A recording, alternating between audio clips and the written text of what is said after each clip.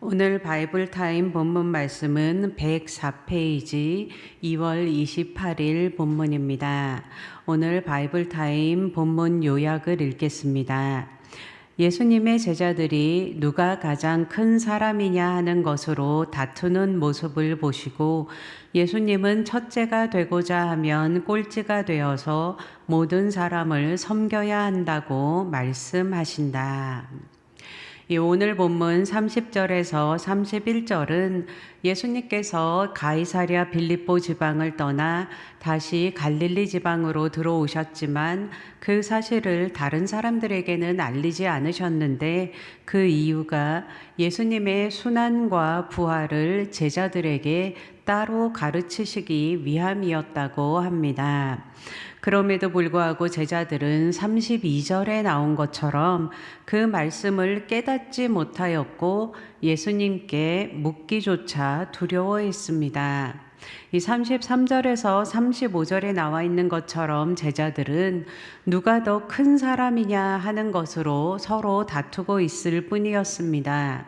이 예수님께서는 누구든지 첫째가 되고자 하면 그는 모든 사람의 꼴찌가 되어서 모든 사람을 섬겨야 한다고 가르치시고 36절에서 37절에 나온 것처럼 어린아이들처럼 연약한 자들을 환대하며 섬긴 사람은 예수님을 환대하며 섬긴 것이고 더 나아가 예수님을 보내신 하나님을 환대하며 섬긴 것이라고 가르치셨습니다.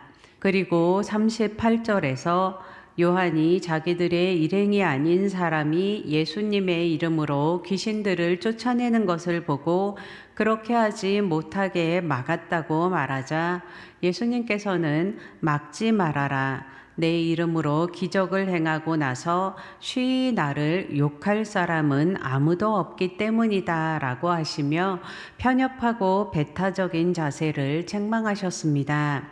그리고 42절에서 49절에서 예수님께서는 누구든 다른 사람을 죄짓게 하는 사람은 더욱더 큰 죄를 짓는 것이라 하시고 만일 내 손이나 발이나 눈이 죄를 짓게 만든다면 아예 그 지체를 몸에서 제거하고 장애인이 되는 편이 영원한 지옥에 떨어지는 것보다 낫다고 가르치셨습니다.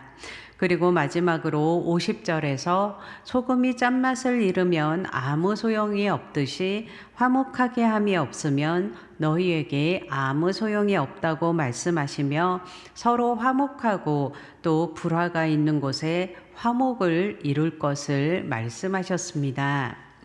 이 오늘 본문을 보면 제자들의 모습은 상당히 부정적입니다. 이 제자들은 모두 아직 예수님 사역의 본질을 깨닫지 못하고 있었습니다. 그들은 예수님께서 사람들의 손에 넘어가고 죽임을 당하고 부활하실 것에 대해 묻기도 두려워할 정도로 자기들의 기대와 다른 메시아의 길에 대해 알고 싶어 하지도 않고 어쩌면 알게 될까봐 두려워하는 것 같기도 합니다. 그런 제자들은 귀신 들린 아이에게 아무 도움도 줄 수 없을 정도로 실제적인 믿음과 기도의 능력이 결핍되어 있었고 서로 누가 큰지 경쟁의식에 빠져 있었고 또 자기들의 일행이 아닌 사람들에 대해서 배타적인 태도를 취하는 독선에 빠져 있었습니다. 이런 제자들의 모습이 우리의 모습과 너무나 많이 닮아 있는 것은 아닌지 생각해 보게 됩니다. 이들은 모든 것을 버리고 예수님을 따르는 신앙의 결단을 한 사람들이었지만 가장 중요한 메시아의 길과 제자의 길에 대해 깨닫지 못하는 영적인 미숙아의 단계에 머물러 있었습니다. 오늘날 우리의 모습은 어떤가요?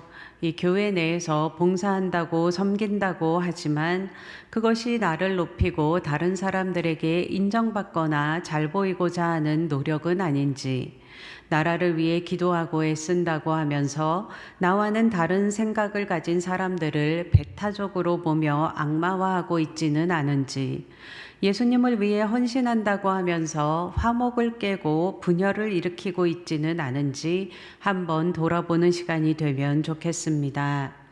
이 오늘 본문에서 이렇게 자기 생각에 빠져 있고 배타적이고 독선적이었던 제자들이 성령 충만함을 받은 후에는 예수님의 제자다운 모습이 됩니다. 이 예수님의 말씀과 가르침을 기억하며 섬기고 하나됨, 화목을 이루기 위해 애썼습니다. 유대인이든 헬라인이든 종이든 자유인이든 남자든 여자든 관계없이 섬겼습니다.